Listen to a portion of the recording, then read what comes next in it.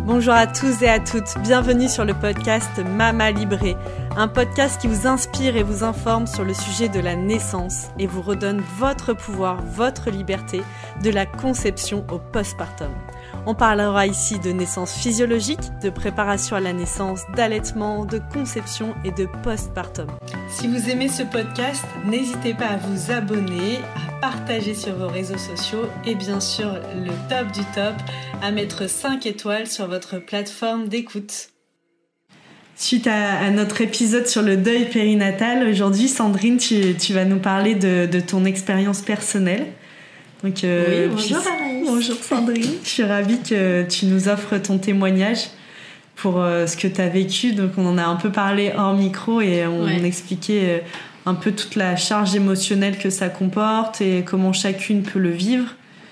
Et du coup, toi aujourd'hui, tu vas nous parler de comment tu l'as vécu.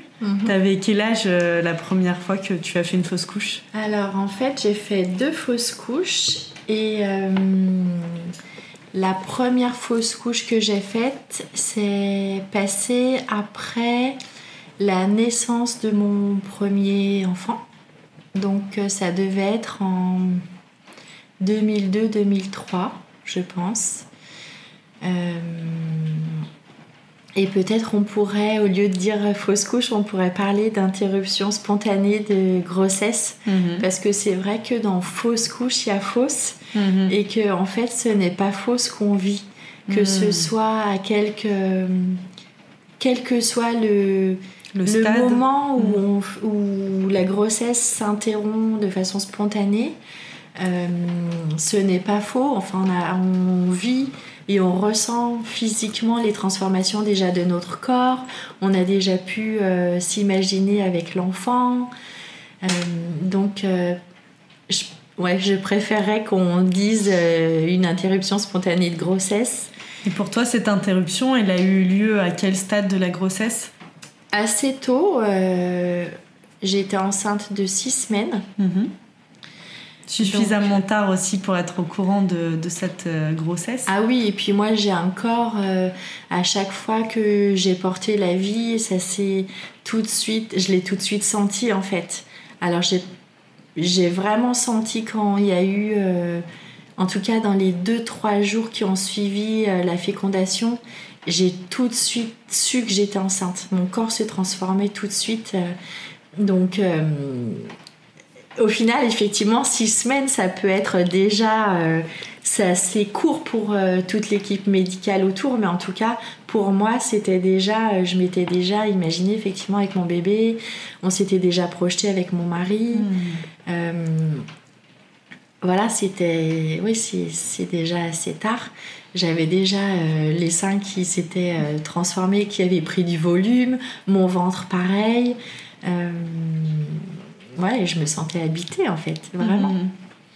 Et ça s'est passé comment pour toi ? Est-ce que tu l'as su ? Et c'était comment tu l'as su ? Est-ce que c'est lors d'une échographie, d'un examen médical, ou est-ce que déjà tu t'as ressenti dans ton corps ? Non, pas du tout. Alors pour la première grossesse, donc de notre fils qui est bien vivant et qui est en bonne santé, qui va bientôt fêter ses 21 ans.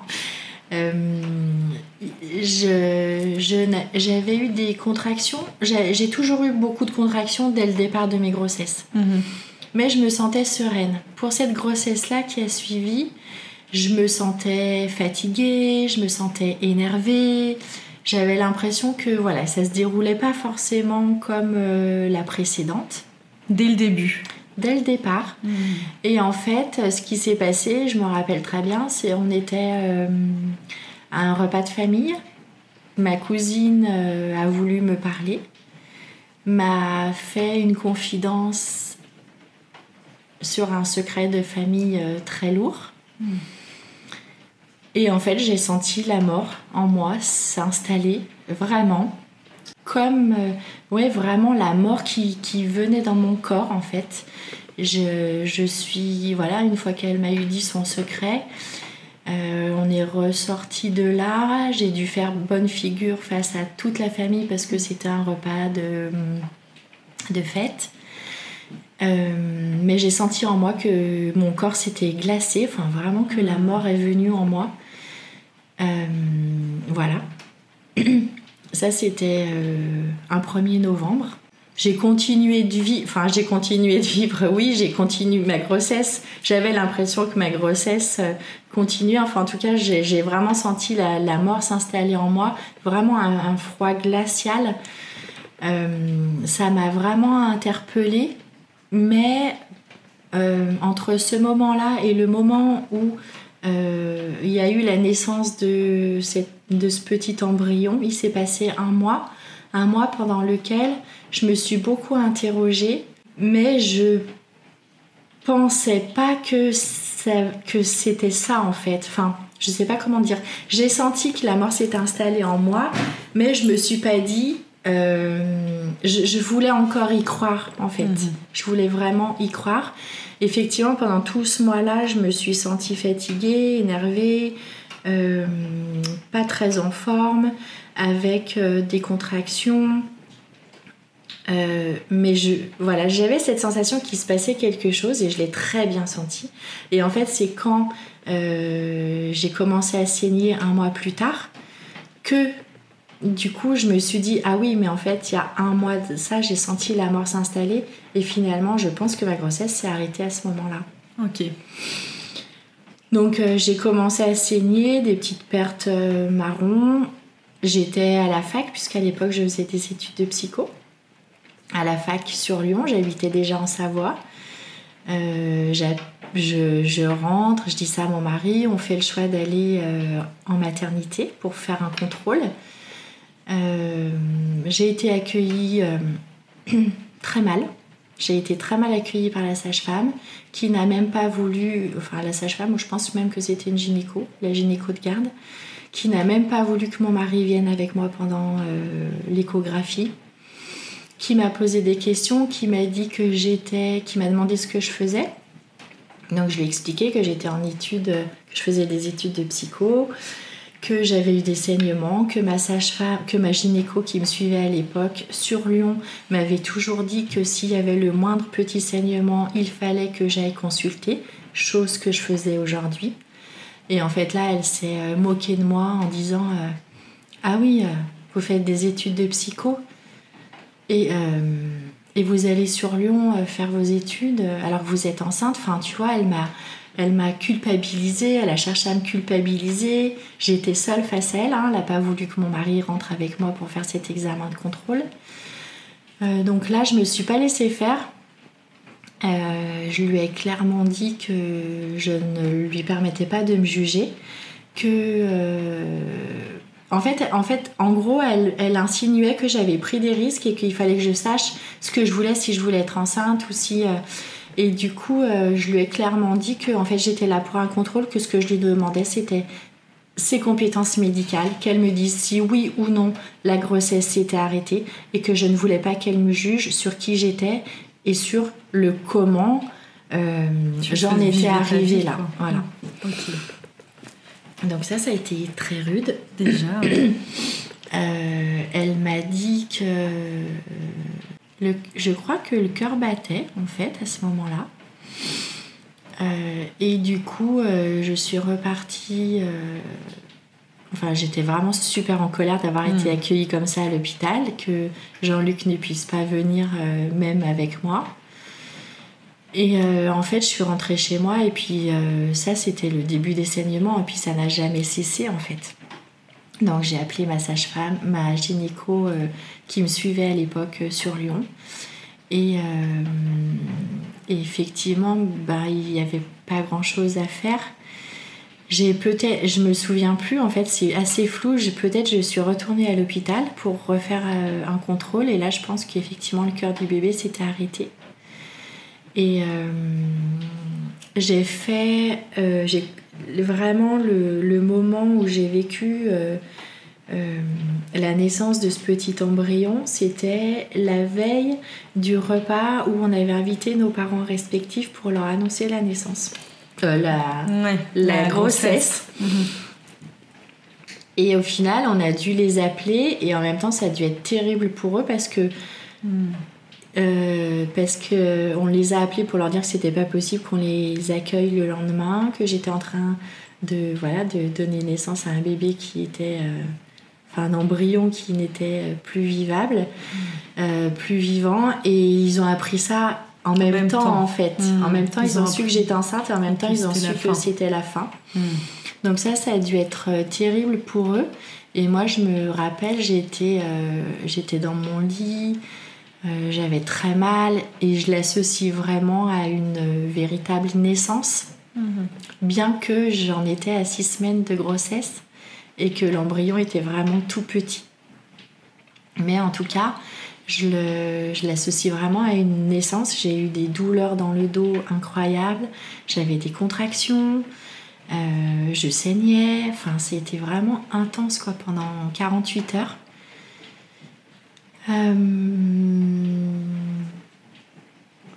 Ouais, voilà. Et puis après, pendant 1 semaine, je me suis repliée sur moi-même. J'ai rappelé la gynéco qui, elle, m'avait vraiment tout expliqué. Je savais où j'allais. Et en fait, tout s'est déroulé comme elle me l'a expliqué. Donc, ça m'a vraiment beaucoup rassurée. J'ai continué de saigner pendant 1 semaine ensuite. Donc, le déroulement, là, c'était toi, t'as rien fait de particulier. La fausse couche, elle s'est... c'est pas un joli mot non plus, mais on dit évacuer toute seule, en fait. Enfin, le bébé, il est sorti naturellement. Oui. Parce que parfois, il y a besoin d'intervention, même au niveau médical. Oui, non, là, ça s'est passé à la maison, où on était tous les deux avec notre petit loulou qui avait 1 an et demi, grosso modo. C'était assez intense. Moi, du coup, Jean-Luc, il était pris entre moi et puis notre enfant, qui était déjà là. Du coup, c'était... je l'ai vécu assez seule, finalement. Je pense que j'avais pas forcément envie d'être entourée. Et je me suis... après, voilà... J'ai beaucoup saigné, donc à un moment donné, j'étais au-dessus des toilettes, j'ai senti que l'embryon naissait, et j'ai eu le courage de vérifier. C'était malgré tout assez petit, mais ça faisait quand même une sorte de petite boule. Une noix, quoi, la taille d'une noix. Un peu plus gros, un petit peu plus gros. Et du coup, j'ai quand même vérifié comment c'était à l'intérieur. Enfin, c'était assez dur.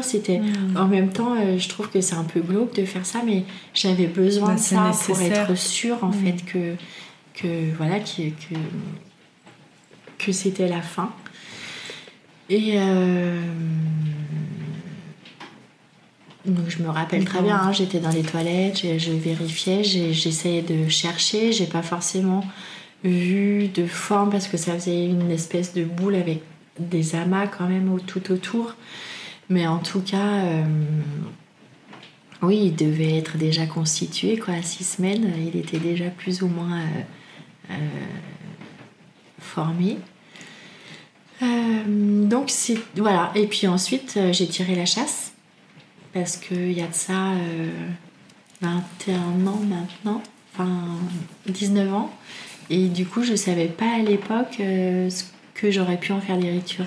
Faire des rituels. Je crois qu'il y a plein de femmes, et c'est aussi hyper important de le poser ici, peut-être qu'ils sont même pas au courant de ce qu'on peut faire. C'est ça. Et que tout simplement, qu'est-ce qu'on fait face à ça ? Il y a un côté, on a peut-être juste envie de tirer la chasse d'eau et que ça disparaisse. Comme si on allait réussir à effacer aussi les traces de la souffrance que ça représente, de vivre une fausse couche, Oui, alors après je sais pas, parce qu'effectivement à l'époque c'est ce qui s'est passé pour moi. En même temps, cette fausse couche, en tout cas c'est tellement inscrite dans mon corps, et j'ai tellement eu du mal à faire le deuil de cette fausse couche. Tu veux dire, elle s'est inscrite de quelle manière pour Elle s'est inscrite, pour moi, j'ai encore un ventre de femme enceinte. Depuis cette fausse couche-là. Depuis cette fausse couche. C'est quelque chose que j'ai dit à certaines personnes, mais que je n'ai pas dit à d'autres. C'est encore assez tabou, tu vois. Et moi, en tout cas, pendant 1 semaine, suite à ça, je me suis recroquevillée sur moi. Sacha allait chez la nounou, En fait, j'ai pas voulu l'emmener, j'ai pas voulu parler à cette nounou, alors que je m'entendais vraiment très bien avec elle. Mais en tout cas, c'est vraiment Jean-Luc qui a pris le relais et qui a été l'emmener à chaque fois, tous les jours, tout ça. Et je suis pas allée en cours, enfin je me rappelle, hein, j'étais vraiment en position fœtus sur mon canapé, j'avais envie de rien, je voulais qu'on me laisse tranquille. Et puis ça a duré 1 semaine. Et puis au bout d'1 semaine, un peu comme si j'étais un peu comme si je renaissais entre guillemets, tu vois, en tant que femme, en tant que maman. Mais je sais que ça s'est vraiment inscrit dans mon corps et que ça s'est inscrit et que j'ai gardé ce ventre de femme enceinte pendant très très très longtemps, au point que tout le monde à l'extérieur croyait que j'étais enceinte, alors que j'ai eu d'autres enfants et que, tu vois, et que du coup les gens me disent « Ah, c'est super, t'es enceinte !» Bah non, en fait, je ne suis pas enceinte. Du coup, ça les mettait mal. Et moi, finalement, j'avais l'habitude. Donc je disais « Bah c'est pas grave, c'est ok pour moi. » Mais j'ai beaucoup travaillé dessus.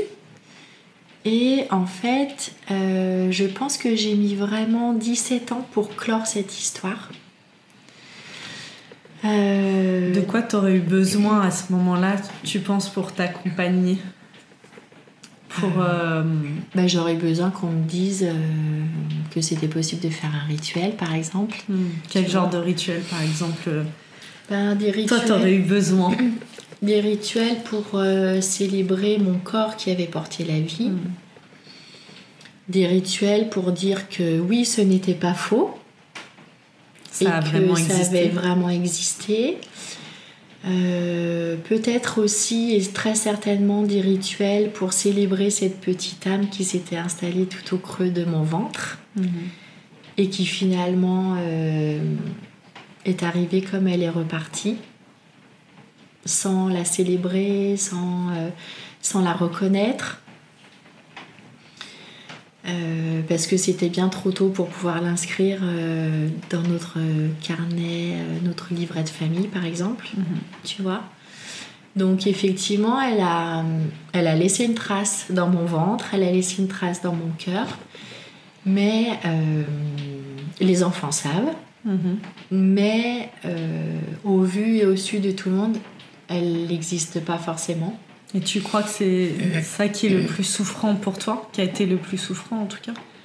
Je pense que si y avait eu des petites choses comme ça de fait, tu vois, après je parle pas de grands rituels, mais tu vois, je sais pas, peut-être allumer une petite bougie, lui écrire une lettre, moi peut-être me faire masser ou me faire cocooner pour dire que oui, effectivement, mon corps avait bien porté cette vie et cette petite âme.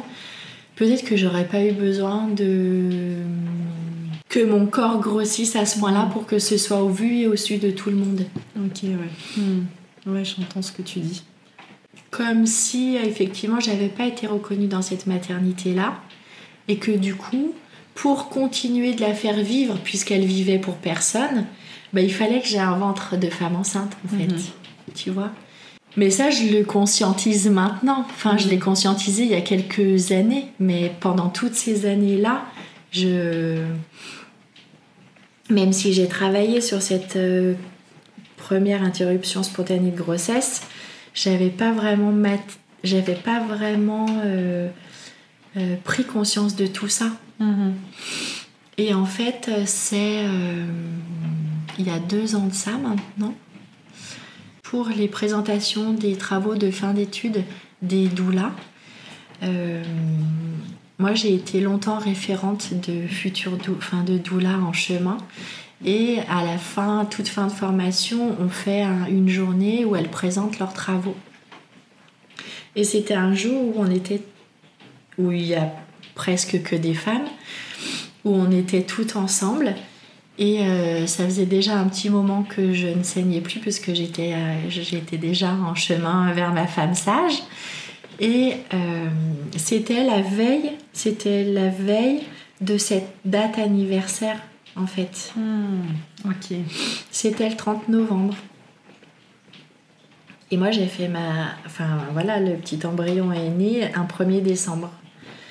Non, un 30 novembre. Un 30 novembre. Et en fait, c'était ce week-end-là. Et Et je me rappelle avoir été aux toilettes, voilà, parce que j'avais besoin de faire pipi. Et je me suis mise à saigner. Et je me suis dit, sur le coup, je me suis dit, oh non, c'est pas possible, j'ai pas envie, j'ai pas envie, ça fait des mois et des mois que je n'ai pas saigné, qu'est-ce qui se passe?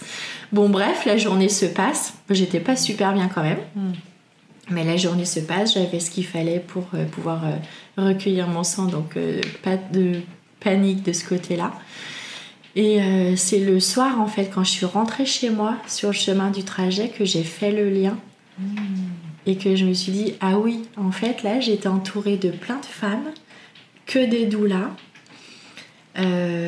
Donc on connaît l'intensité de nos liens, cette capacité à pouvoir accueillir l'autre sans chercher à savoir pourquoi elle est comme ça. Et du coup, c'est le soir dans le trajet en fait que je me suis dit, mais il était super tard, ça devait être minuit, quelque chose comme ça, peut-être même plus. Et je me suis dit, ah oui, je comprends pourquoi. Et pour moi, en fait, le fait de saigner ce jour-là, 17 ans après, ça a clos. Ça, c'est venu clore ces 17 ans qui s'est écoulé entre ce moment où ce petit embryon est né et le moment où moi c'était ok pour moi en fait de clore cette histoire-là et de la reconnaître. Alors j'avais fait plein de choses entre temps, j'avais travaillé sur moi, j'avais été voir plein de personnes pour pouvoir essayer de comprendre, de mettre des mots, mais voilà, ça s'est clos ce 30 novembre-là 2019. C'est marrant parce que je trouve que c'est vraiment venu guérir. J'ai l'impression, tout à l'heure quand je t'ai demandé qu'est-ce qui t'a manqué à ce moment-là dans cette interruption de grossesse, et tu m'as dit j'étais seule, c'était d'être entourée. Et finalement, ce jour-là, tu t'es retrouvée entourée de plein de doulas qui sont là pour vraiment accompagner les femmes dans toutes ces périodes de vie, toutes ces transitions, tout ce chemin de femme. Et là, il y avait toutes ces femmes. Oui. Peut-être qu'il y a 17 ans, tu étais toute seule, mais là, elles étaient toutes autour de toi pour ça, quoi. C'est juste trop beau.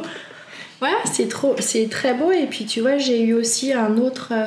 épisode très marquant dans ma vie de femme en fait, et j'étais vraiment très très mal en point, mais j'ai choisi d'aller à un week-end organisé par les doulas pour pouvoir être avec elles, parce que je savais que j'avais besoin d'un cocon, j'avais besoin de me sentir en sécurité. Non pas que je suis pas en sécurité chez moi, c'est pas ce que je dis. Mais en fait, avec les enfants, mon mari, c'est un homme, il a pas du tout, il est très très fin, il est très subtil, mais il n'a pas eu cette perception-là à ce moment-là, tu vois.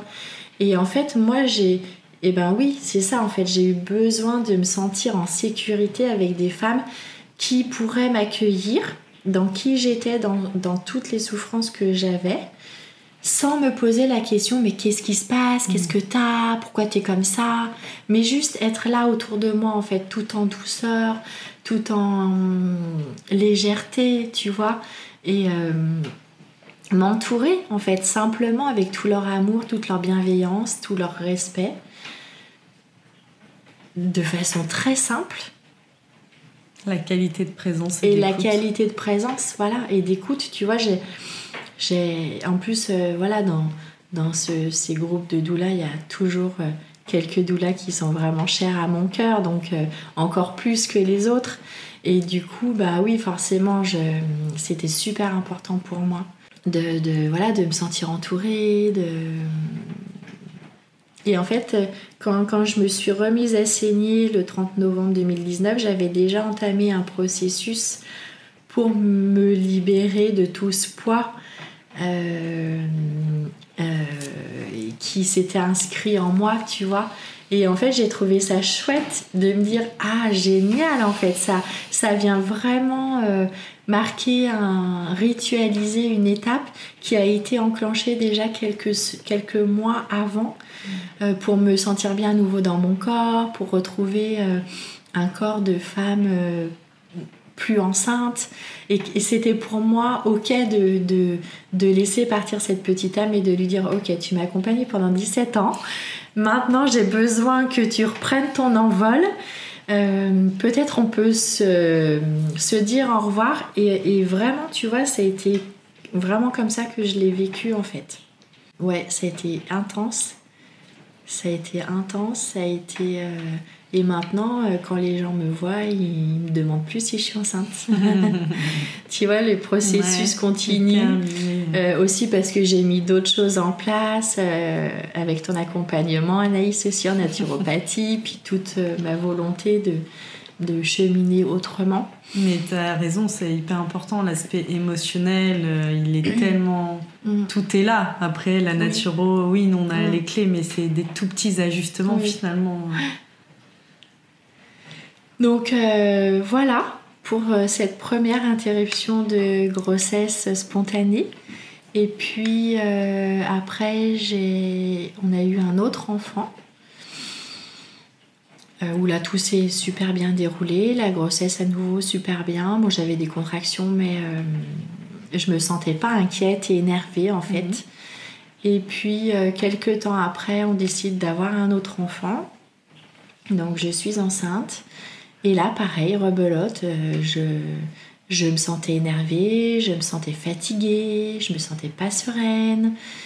Et là, ça correspondait aussi à une période où, en fait, ce bébé, s'il avait continué son chemin en moi, il avait une date prévue de naissance à la date anniversaire de ma maman. Et c'était une période où ma maman avait était en traitement pour un cancer qui s'était... Elle a eu un premier cancer à la naissance de notre premier enfant qui a été soigné. Elle a récidivé une première fois, puis une troisième fois. Et en fait, ce bébé qui s'était installé tout au creux de moi, s'il avait dû naître, aurait pu naître le jour de la naissance de ma maman. Et comme ma maman était en radiothérapie, en chimiothérapie, enfin le cocktail Molotov, on savait pas trop comment ça allait se passer. Pour moi, je pense que c'était pas possible. Enfin, je sais pas ce qui s'est passé, mais en tout cas, ce bébé n'est pas resté. Et là, j'ai vraiment senti que c'était ok pour moi de l'accompagner sur ce chemin-là. J'ai reconnu les signes, ça s'est passé un peu comme la première, où je me suis mise à saigner de plus en plus. L'embryon est né. Là, pareil, rebelote, j'ai refait ce que j'avais fait, c'est-à-dire vérifier et puis ensuite tirer la chasse d'eau. Mais cette grossesse-là, je ne me suis jamais sentie très impactée par cette grossesse-là, en fait. Pour moi, c'était ok, j'avais reconnu les signes, je l'avais accompagnée, enfin en tout cas, je m'étais accompagnée. D'ailleurs, je l'ai vécu de façon beaucoup moins douloureuse. Je me rappelle, je venais faire le test pour savoir si j'étais enceinte. J'étais enceinte. Le soir, on a bu l'apéritif chez des voisins. Je me suis mise à saigner. Je me suis dit, ouch, là, c'est pas bon. J'avais jamais eu de saignement pour les grossesses qui se sont bien déroulées, qui ont été à terme. Et c'était la veille ou l'avant-veille de notre départ en vacances. Et mon mari me dit, qu'est-ce que tu veux qu'on fasse ? On peut pas partir. Et je lui dis, ah si, on va partir en fait. On va partir parce que tant qu'à faire, autant le vivre un peu au soleil plutôt qu'à la maison. Double punition, quoi, sinon façon, pas de vacances, pas de bébé. Je sais de toute façon ce qui va se passer. Je peux me mettre en lien avec la gynéco qui me suit, donc il n'y a pas de souci. Et c'est ce qu'on a fait en fait. On est parti. Le trajet, ça a été quand même un petit peu compliqué parce que j'avais des saignements, j'avais des contractions. Et puis 1 ou 2 jours après, voilà, ça s'est passé dans les toilettes au soleil. J'ai quand même appelé la gynéco pour lui expliquer, pour lui dire. Elle m'a redit que ça allait, voilà, que j'allais saigner pendant environ 8 jours et qu'après on ferait une échographie de contrôle. Ce serait chouette de pouvoir vérifier. Enfin chouette, c'est pas le bon terme, mais c'était important de pouvoir vérifier. Et du coup, c'est ce qui s'est passé. Et je l'ai vraiment mieux vécu, en fait. Ça a été beaucoup plus léger. Et j'ai pas l'impression que ce soit cette grossesse-là qui soit engrammée dans mon corps, tu vois. Parce que pour moi, c'était OK.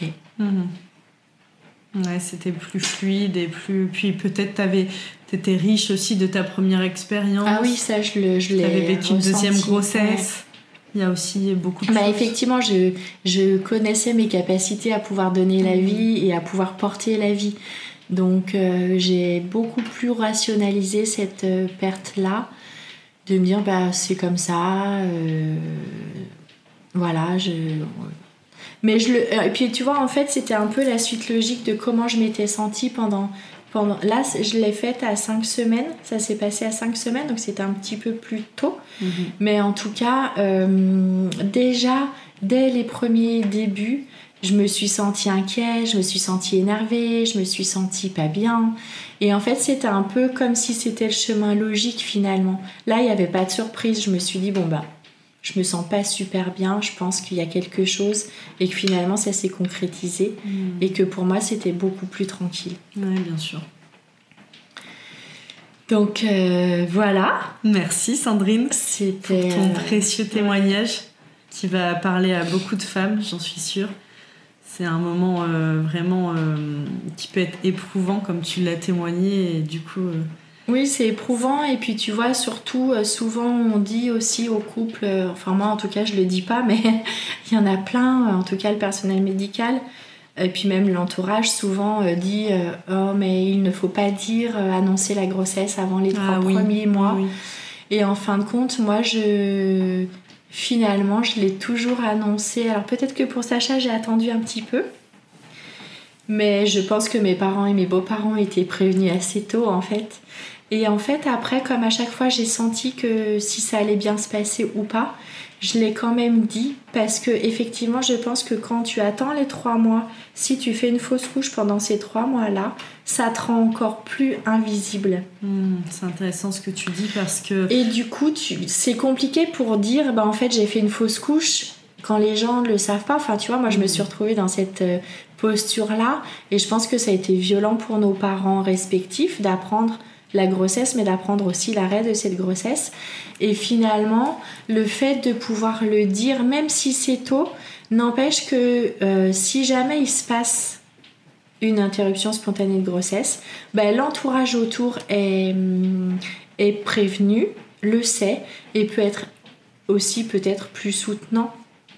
Oui, parce que moi je suis toujours partie de ce postulat-là aussi, de le dire rapidement, en disant, je me souviens de dire à mon mari, mais en fait, si je fais une fausse couche, les personnes à qui je fais le choix de le dire là avant 3 mois, j'ai envie qu'elles soient au courant, et j'aurais envie de partager ça, et j'aurais envie d'avoir leur soutien, leur présence en cas de fausse couche. Donc oui. Oui, parce que tu vois, sur les 2 fausses couches que j'ai faites, il y en a qui ont su pour la première, il y en a qui ont su pour la deuxième. Il y en a quelques-uns qui ont su pour les 2, mais tu vois, il y a cette... Bon, alors après, c'est tranquille parce que moi j'en parle, il n'y a pas de problème, mais les enfants sont au courant, puisque forcément, du coup, ça décale aussi le fait de faire une fausse couche. Bien sûr. Ça décale aussi le rang de l'enfant qui est suivant. Tu vois, nous, Micha, en fait, c'est le 2e enfant vivant, mais au final, c'est le 3e. Et puis, Lyosha... c'est le 3e enfant vivant, mais au final, c'est le 5e.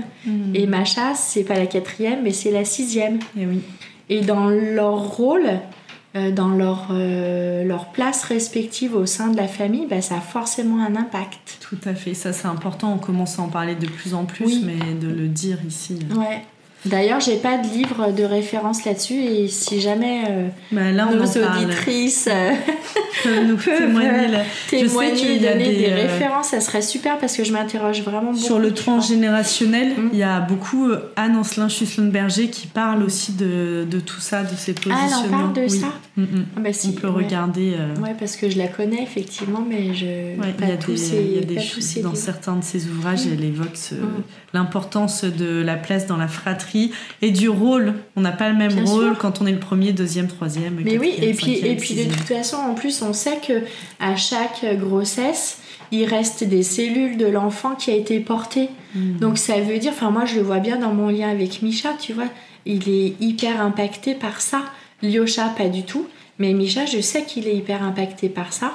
Et forcément, tous les deux ont des cellules de cet enfant qui a été tout au creux de mon ventre avant eux. Et du coup, bien sûr que ça a un impact.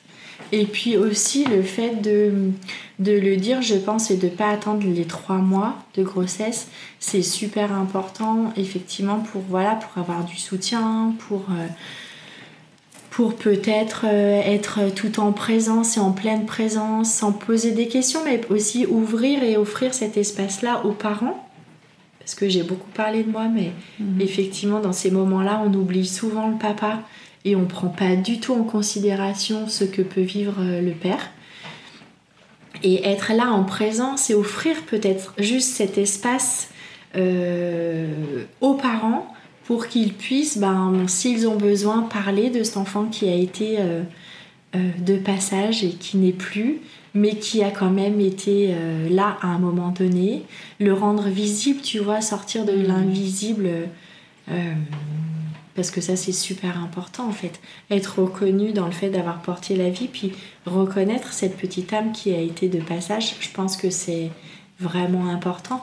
Et pouvoir offrir un espace comme ça, juste de parole et d'accueil, c'est sûr que c'est hyper tabou et que c'est hyper difficile pour les gens qui sont autour parce qu'ils savent pas trop s'il faut poser des questions, qu'est-ce qu'il faut dire. Ils peuvent aussi des fois avoir des mots très maladroits, du style... oh c'est pas grave en fait, si t'as fait une fausse couche c'est que forcément cet enfant-là avait un problème. Oui d'accord, mais en tout cas ça n'empêche pas que moi dans mon cœur et dans mon corps je puisse être triste et je puisse avoir besoin de temps pour pouvoir intégrer ce chemin et ce bébé et tout ce qui s'est passé en fait. Bien sûr. Merci beaucoup pour ton témoignage. Merci Anaïs de pouvoir permettre ça aussi. Et je te dis à très bientôt. À très bientôt.